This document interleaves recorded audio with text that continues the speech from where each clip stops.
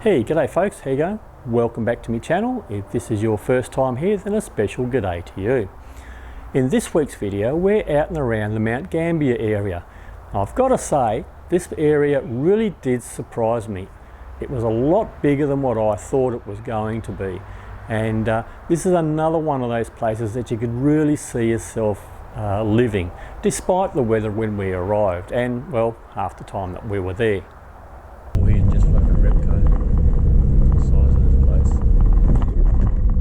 Yeah, there was other ones. But then I was expecting that sort of thing for this time of the year. Anyway, let's stop gas bag, let's get into it and see what we got up to.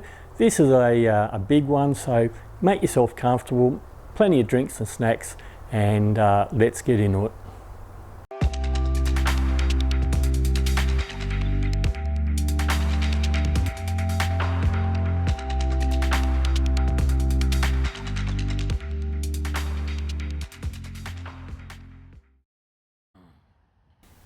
As usual, when we enter a new area, we head to the Tourist Info Centre. The young girl inside was most enthusiastic about telling us about all the good places to go and see. I asked her what the story was about the boat out the front, and here's the story I got. This is a full-size replica of the Lady Nelson.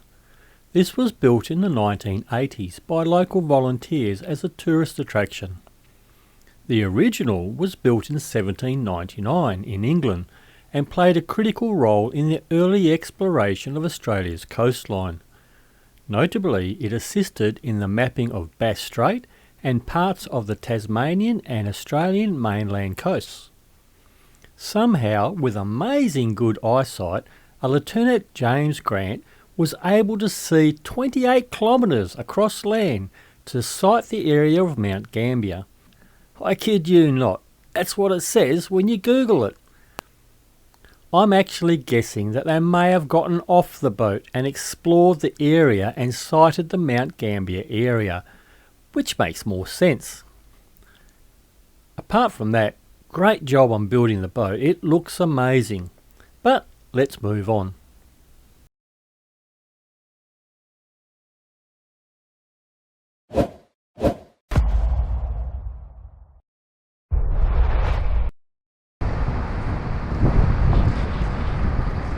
Mount Gambier is quite well known for its sinkholes. We're going to go down and have a look at one that's got a garden inside it. Walking along here, you wouldn't think that the park is anything more than an ordinary garden, but you couldn't be further from the truth. The Umpherston Sinkhole has been around for a few years. This is what it looked like when the gardens were first established in 1886. It's changed a little bit since then. A sinkhole results when an underground cave collapses. James Umpherston, a local farmer and politician, transformed the sinkhole into a beautiful garden. His vision was to create a serene and picturesque space for the public to enjoy. He planted a variety of plants and flowers, creating a lush green oasis within the limestone walls. The garden features terraces, hanging vines and a variety of plants, making it a picturesque and tranquil spot. There are also sculptures inspired by the geological processes that formed the sinkhole. There is a long ramp at the entry point to the viewing platform, so people with wheelchairs, walkers, or just can't walk too far can still experience the inside of the sinkhole, then followed by an array of enclosed steps.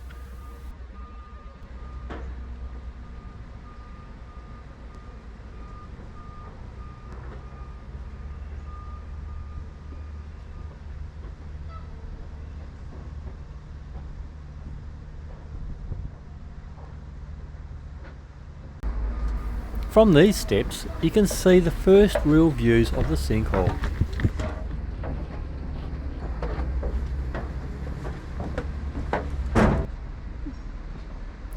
At dusk, the garden comes alive with possums that emerge to feed, adding to the charm of the place.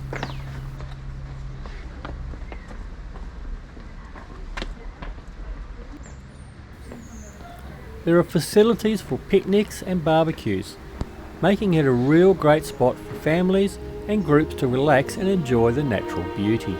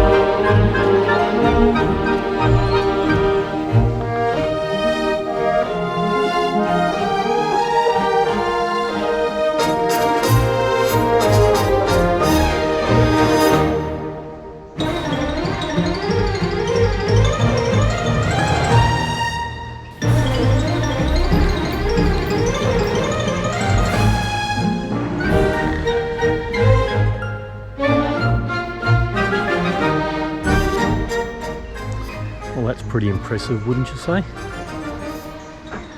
I'm no gardener, but I'm even impressed with this garden. When you think of the work and the effort they needed to do 140 years ago to create something like this, it's pretty impressive indeed. Put this on your to-do list if you're in the area.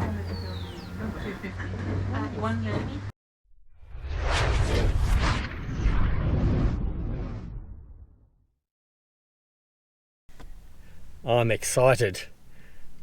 A couple of nights ago I posted on Facebook how nowhere in South Australia have I yet been able to find jam donuts or cinnamon donuts either, you know. But finally we went into Woolworths and we got some. Dinner tonight. The Umpherston Sinkhole is by no way the only sinkhole in town. Right in the middle of town is a smaller but still spectacular garden sinkhole. The cave gardens are centred around a large sinkhole which has been transformed into a beautiful garden. The sinkhole is also landscaped with a variety of plants including ferns, shrubs and flowering plants. The gardens are impressive in spring and early summer when many of the plants are in flower. During periods of heavy rain, the gardens feature a spectacular waterfall that cascades into the sinkhole, adding to the natural beauty, providing a stunning visual and auditory experience. At night they host a nightly light and sound show that illuminates the sinkhole and narrates the history and significance of the site. We didn't hear about this when we were here, so it may not have been operating, so check with the Tourist Info Centre. Well, I guess we know what the local pastime is.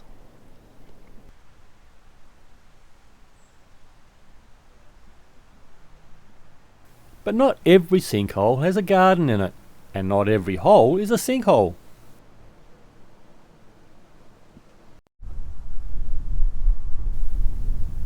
Blue Lake is actually a lake on top of a volcano that last blew 5,000 years ago. The lake got its name from the cobalt blue colour of the water. Depending on the time of the year that you are here, the water will change colour from this blue to a more subdued grey or blue. Blue Lake is fed by an underground aquifer. The water is naturally filtered through the limestone, contributing to its clarity and purity. The lake serves as a significant source of drinking water for Mount Gambier, with a pumping station located at the lake's edge. Around the edge is a 3.6 kilometre walking path with a number of viewing platforms to see the lake from different angles.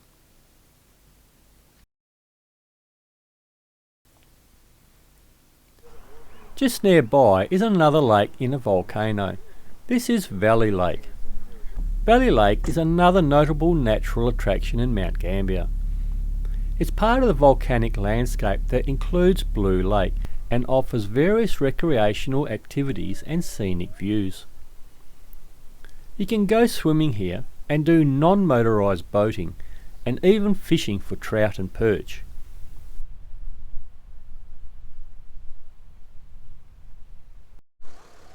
It's a great family activity area with barbecues and picnic tables. There's a bird conservation area, walking paths and a nice little one-way drive through the park area. Oh, frisbee golf. Frisbee golf. Yeah, it's called frisbee golf. Oh, okay. It's your whole loop holes, 30 holes as you go. Oh, right. Never heard of it. It's disc golf here. Disc golf.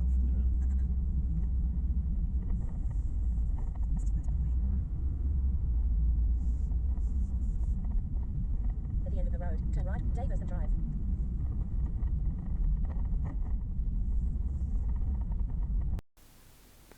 But this spot up here, this is where I want to go to next. So behind me here is Valley Lake. It's just next to Blue Lake and our caravan park is just down here somewhere. So we're going to attempt to try and climb this hill here, which goes up to Centenary Tower, which is supposed to have a great view all around from the top there. But it's a very steep climb on bitumen, so we'll see how far we can get.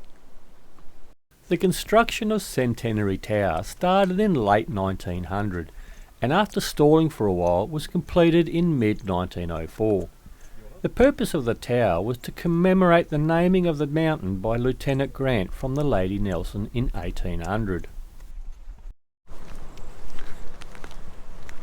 Well, if nothing else, should burn a few calories off to make some room for those donuts we bought earlier.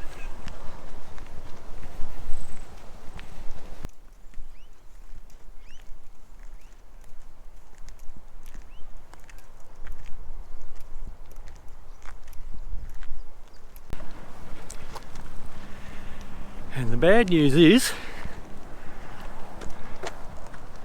that's not the steep bit. That bit up there is. At least they put a seat here to have a rest halfway up. They say keep your eyes on the target to achieve the impossible. Yeah, right, they're not climbing this hill. After this, I should be able to do that Michael Jackson thing.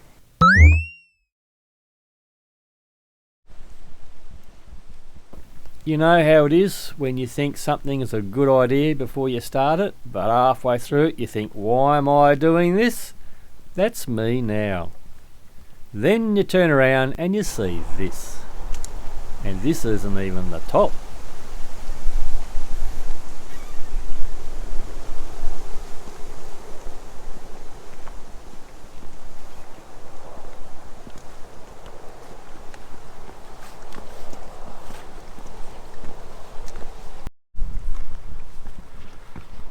Must have been a hell of a job to put this bitumen down, because they've got to get the roller up the hill here to be able to roll it. Would have been a quick trip down though, but a hell of a job to lay this stuff. I mean, we must be going up at probably a 40-degree angle. And we made it.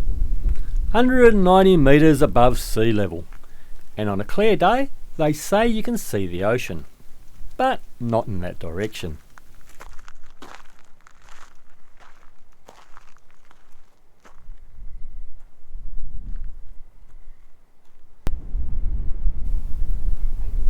Nope, not that way either.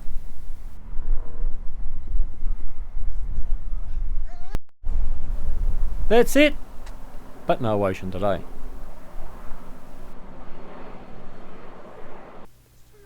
The tower itself was built in a Gothic revival style, featuring stone construction with a crenulated top, reminiscent of the medieval castles. That means it has those bits at the top where the guards can shoot arrows from. I fart in your general direction! As the sun begins to set, that brings us to the end of today, and thoughts of what tomorrow will bring.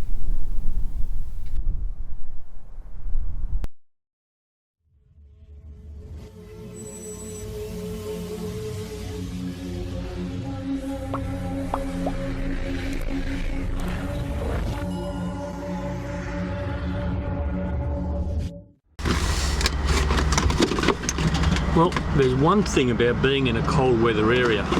When it comes time to restock in your fridge, the can's already pre-chilled.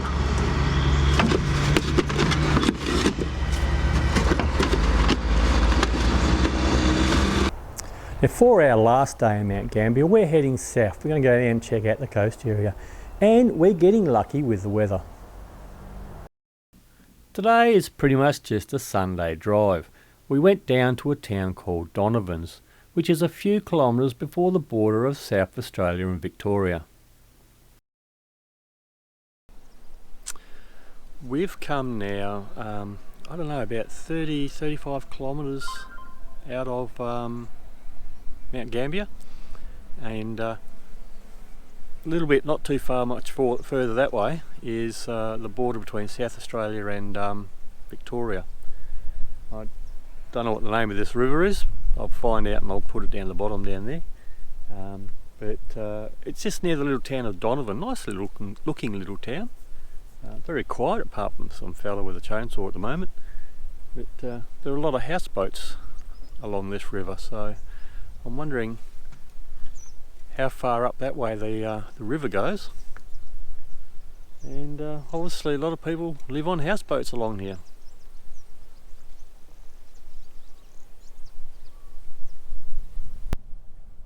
The area is a popular fishing spot for bream and mulloway, and water activities like boating and canoeing. There are also a number of camping grounds along the river's edge.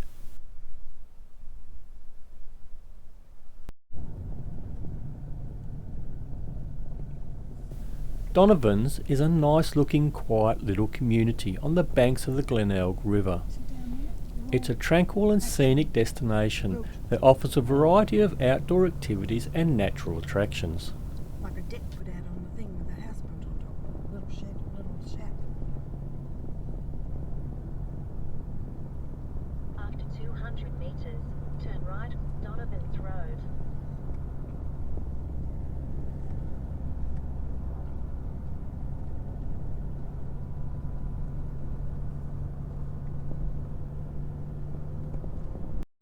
From here, we headed for the coast.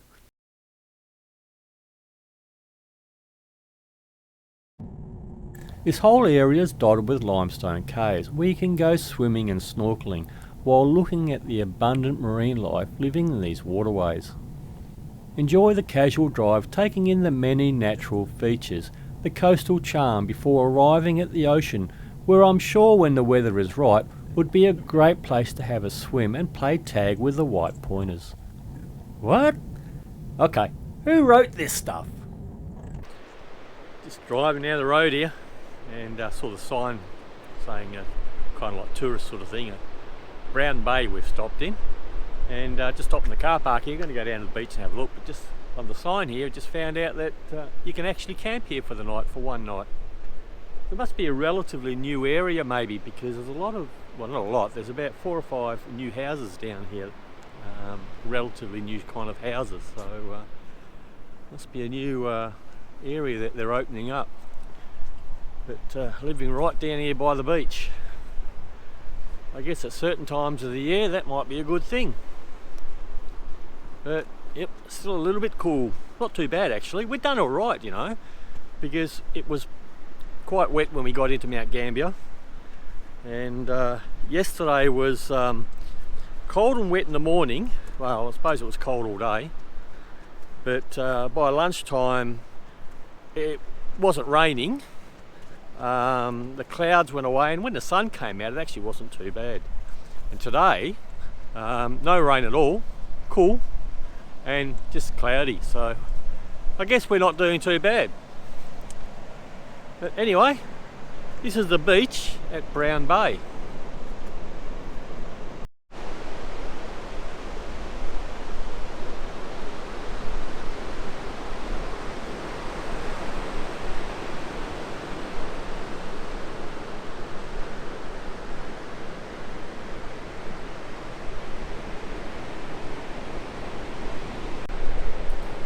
Seaweed on the beach here, so it's a little bit on the nose, but nothing too terrible, but probably when it heats up, if it heats up down here,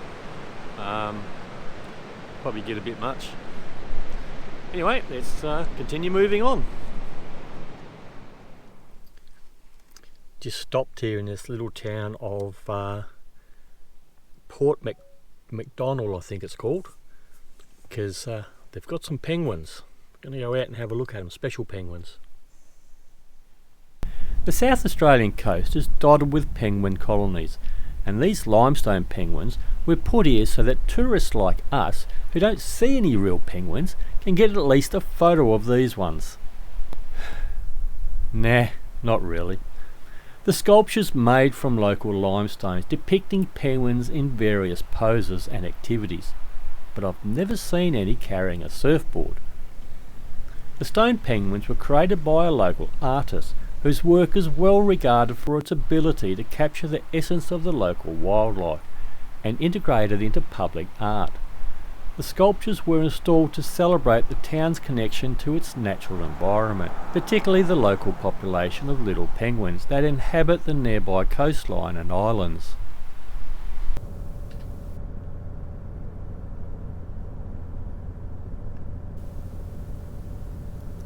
The coastal drive follows along the expansive grass foreshore area, with a multi-use path running the full length of it, with a nice quiet flat ocean for those that don't like big waves.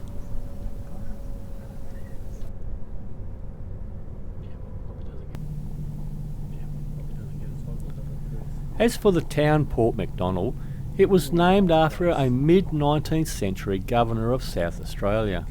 It has a population of 700 people, but during the tourist season I imagine the town would be pretty popular. It's also known as the Southern Rock Lobster Capital of Australia.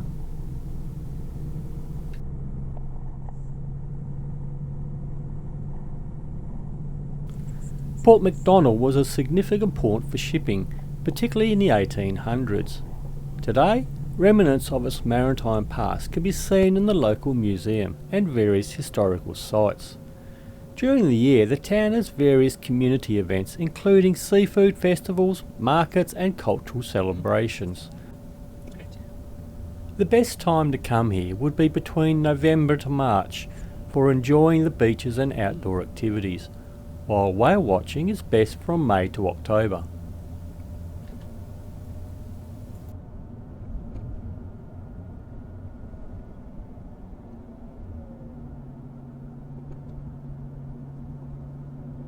It looks like another nice place to live. And look, there's a house for sale. Let me know how I can collect my commission.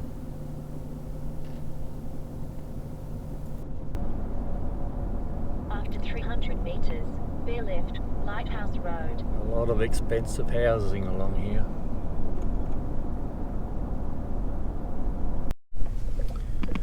Just going to go out to the most southernest point of South Australia.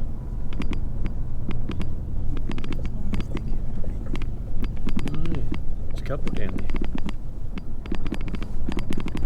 Gotta be keen.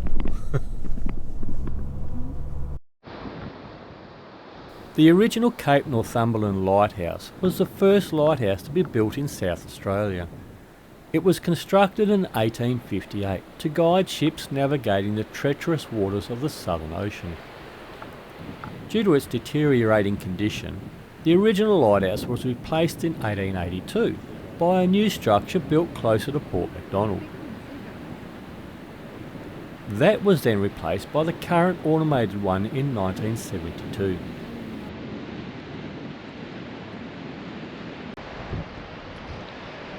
I'm not real sure if this is the most southern part of South Australia or that bit, so I have to go over there as well just to make sure. Apparently this is a good spot to watch the sunrise and sunset, and during the months of May to October is a perfect time to watch the whales go by.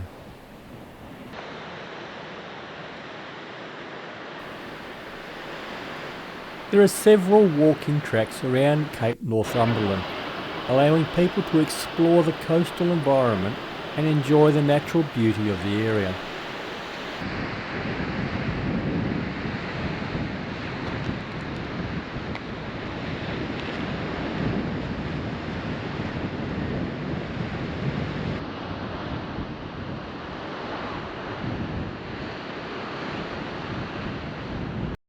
Our last stop is one last hole in the ground.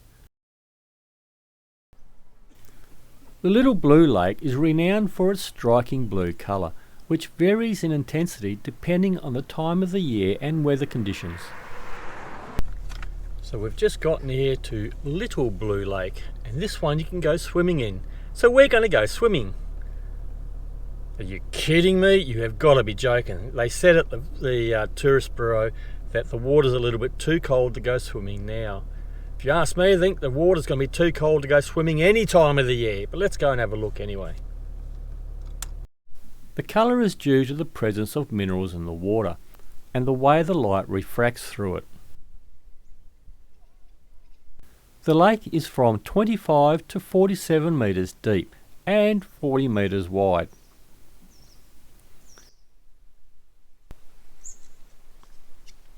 Just going to stick my finger in to see how cold it was, but it's still a little bit too high up, and I'm not going to risk falling into this. You can go swimming here, but it is cold, generally a constant 12 degrees. And coincidentally, the day after visiting here on the news, they were saying that too many people are using it as a toilet, which threatens the availability of the lake being open to the public. So, enjoy your swim.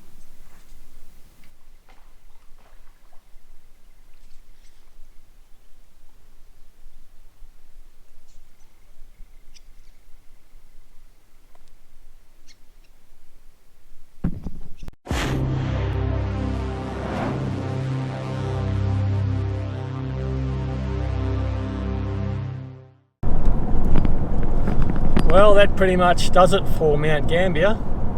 Interesting little place. Tomorrow we leave and we're heading to Murray Bridge.